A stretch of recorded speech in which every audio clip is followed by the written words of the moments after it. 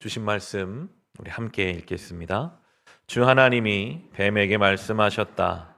내가 이런 일을 저질렀으니 모든 집짐승과 들짐승 가운데서 내가 저주를 받아 사는 동안 평생토록 배로 기어다니고 흙을 먹어야 할 것이다. 내가 너로 여자와 원수가 되게 하고 너의 자손을 여자의 자손과 원수가 되게 하겠다. 여자의 자손은 너의 머리를 상하게 하고 너는 여자의 자손의 발꿈치를 상하게 할 것이다. 여자에게 이렇게 말씀하셨다.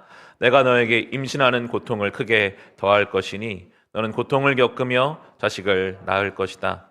내가 남편을 지배하려고 해도 남편이 너를 다스릴 것이다. 남자에게 이렇게 말씀하셨다. 내가 아내의 말을 듣고서 내가 너에게 먹지 말라고 한 그 나무의 열매를 먹었으니 이제 땅이 너 때문에 저주를 받을 것이다. 너는 죽는 날까지 수고를 하여야만 땅에서 나는 것을 먹을 수 있을 것이다. 땅은 너에게 가시덤불과 엉겅퀴를 열 것이다. 너는 들에서 자라는 푸성귀를 먹을 것이다. 너는 흙에서 나왔으니 흙으로 돌아갈 것이다. 그때까지 너는 얼굴에 땀을 흘려야 나다를 먹을 수 있을 것이다. 너는 흙이니 흙으로 돌아갈 것이다. 아담은 자기 아내의 이름을 하와라고 하였다. 그가 생명이 있는 모든 것의 어머니이기 때문이다. 주 하나님이 가죽옷을 만들어서 아담과 그의 아내에게 입혀 주었다. 주 하나님이 말씀하셨다. 보아라, 이 사람이 우리 가운데 하나처럼 선과 악을 알게 되었다. 이제 그가 손을 내밀어서 생명나무 열매까지 따서 먹고 끝없이 살게 하여서는 안 된다. 그래서 주 하나님은 그를 에덴 동산에서 내쫓으시고 그가 흙에서 나왔으므로 흙을 갈게 하셨다.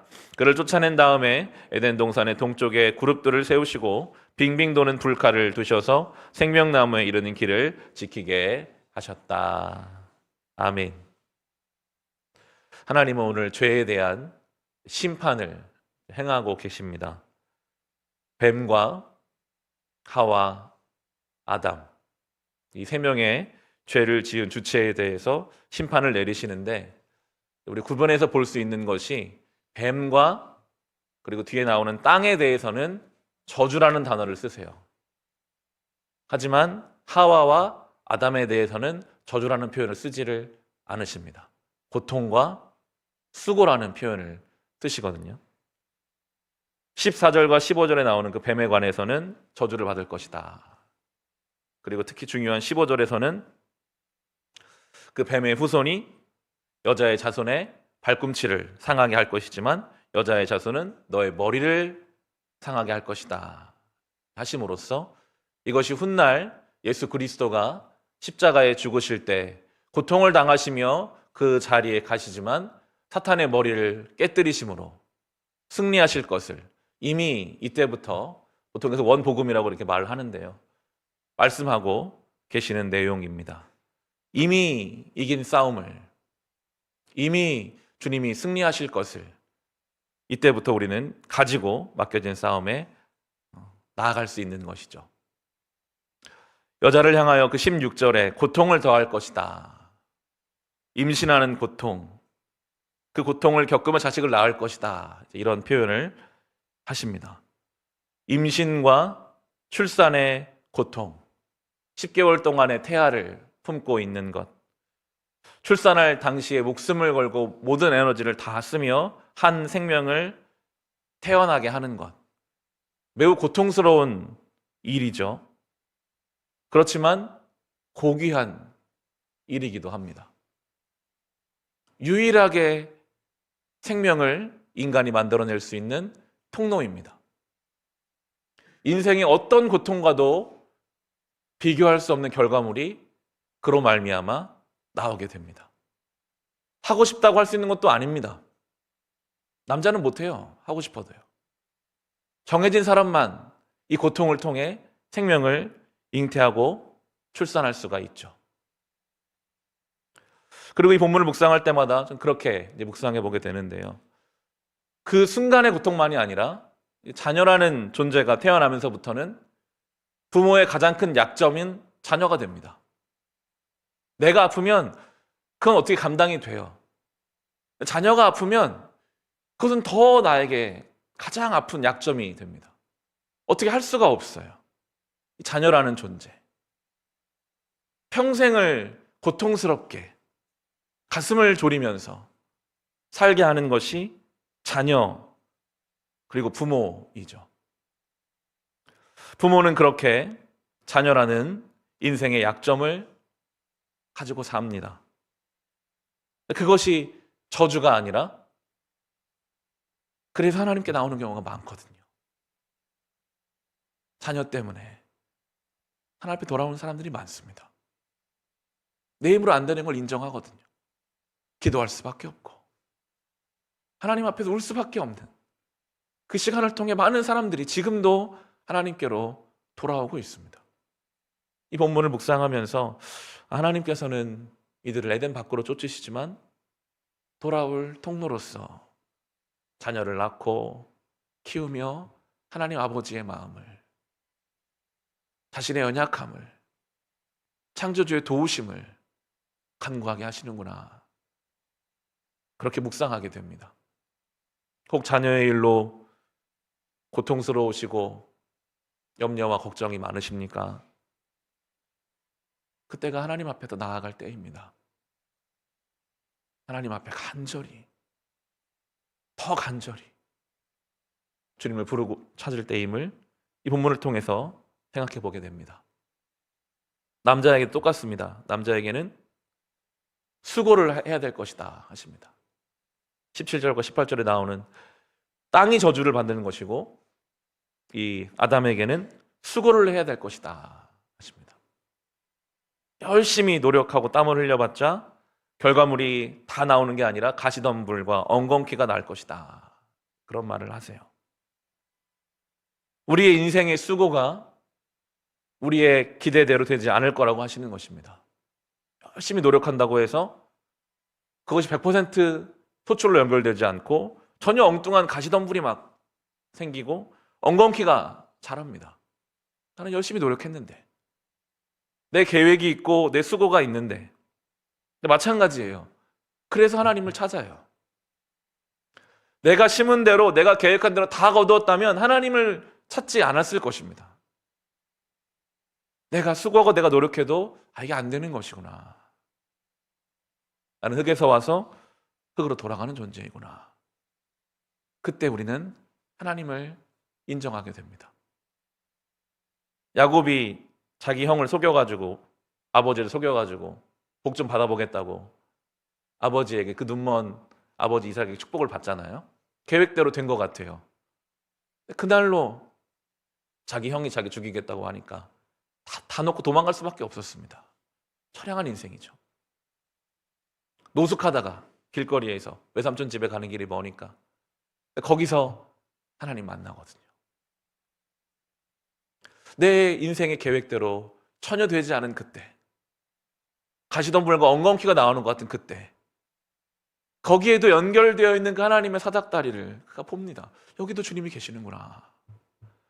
전혀 내 계획대로 안 됐는데 여기도 주님이 계시는구나. 거길 베델이라고 하죠. 하나님의 집이구나. 죄의 결과물은 고통이고 수고입니다. 우리의 인생을 돌아보면요, 나를 고통스럽게 하고 나를 수고스럽게 한 것은 사실은 나의 선택들이었습니다. 우리가 불성실했고, 우리가 믿음으로 살지 못했고, 우리가 죄된 것으로 결정했던 것들이 다 나의 삶에 돌아온 것들이죠. 뭐라고 할 말이 없어요. 하나님께서는 그 고통과 수고를 통해서 창조주를 생각하게 하십니다. 우리의 삶의 고통과 수고는 저주로 끝나지 않을 것입니다.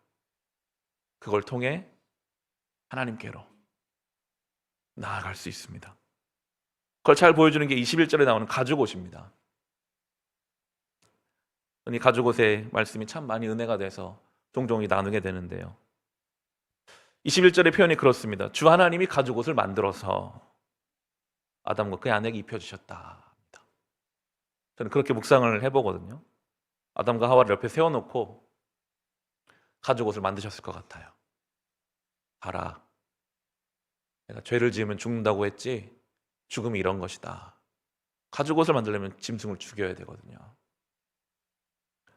잘 살아있는 짐승을 죽여서 그 가죽을 벗겨서 그 가죽을 하나님께서 말리셔서 옷을 만드는 그 과정 속에 아담과 하와는 죄라는 것이 어떻게 죽음이라는 것이 얼마나 참혹한 것인지, 죽자마자 살아있던 짐승은 썩어가거든요.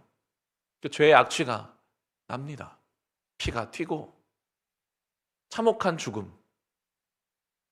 원래는 이 죽음을 아담과 하와가 당했어야 하지만 대신 죄 없는 짐승의 죽음으로 그들이 스스로 무화과 나무 잎으로 임시적으로 가렸던 그들의 그 부끄러움을 이제 그 대신 죽은 짐승의 희생의 결과물, 그 가죽옷으로 가려주시죠. 이것이 구약에 나오는 희생 제사와 예수 그리스도까지 연결성을 갖는 하나님의 은혜의 섭리가 여기에 담겨져 있습니다. 죄로 말미암은 죽음, 그러나 그 내가 짊어져야 할 죄의 짐을 대신 죄 없는 우리의 희생 제물 되시는 예수 그리스도께서 죽으시고 그 결과물의 은혜의 옷을 우리에게 입혀 주심으로써 이제 우리는 우리의 부끄러움을 주님으로 말미암아 가리고 살아갈 수 있게 되는 존재가 된 것입니다. 이것을 그대로 받아서 신약에서는 그래서 예수 그리스도로 옷 입으라는 표현이 나옵니다. 가죽옷을 입는 것처럼 예수 그리스도로 옷 입는다라는 표현이 나오거든요. 제가 구절을 읽어드릴게요. 갈라디아서 3장 26절, 27절에는 여러분은 모두 그 믿음으로 말미암아 그리스도 예수 안에서 하나님의 자녀들입니다. 여러분은 모두 세례를 받아 그리스도와 하나가 되고 그리스도를 옷으로 입은 사람들이기 때문입니다. 아멘. 우리가 어떻게 하나님의 자녀이고 어떻게 세례를 받았는가? 그 이유가 그리스도로 옷 입은 사람들이기 때문이다. 가죽옷으로, 원래는 그들이 죽었어야 하는데 대신 짐승이 죽고 그 짐승의 가죽옷을 입혀주심으로써 갈라디아서에서는 그 그리스도로 옷 입었기 때문에 이제 하나님의 자녀다 합니다. 하나님의 자녀다. 옷은 이 당시에는 신분이었거든요. 옷은 신분입니다. 어떤 옷을 입고 있는가? 그 사람의 신분입니다. 그리스도로 옷을 입었다. 우리의 신분이 하나님의 자녀라는 거죠. 어떤 옷을 입었는가? 옷을 입는다는 것, 많은 위험으로부터 우리를 지켜주는 것이 옷의 기능성이기도 하고, 어떤 옷을 입었는가가 그 사람의 멋으로 드러나기도 하죠.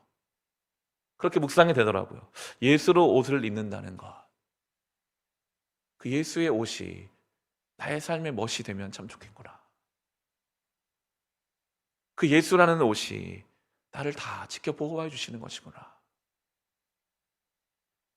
로마서도 똑같이 말이에요. 로마서 13장 13절 14절을 제가 읽어드리면 낮에 행동하듯이 단정하게 행합시다. 호사한 연회와 술취함, 음행과 방탕, 싸움과 시기에 빠지지 맙시다. 주 예수 그리스도로 옷을 입으십시오. 정욕을 채우려고 육신의 일을 꾀하지 마십시오. 아멘. 예수로 옷을 입는다는 것,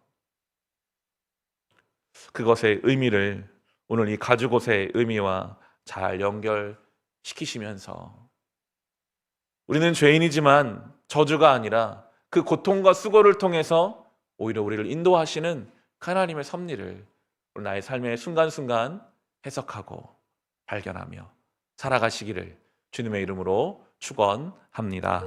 우리 같이 일상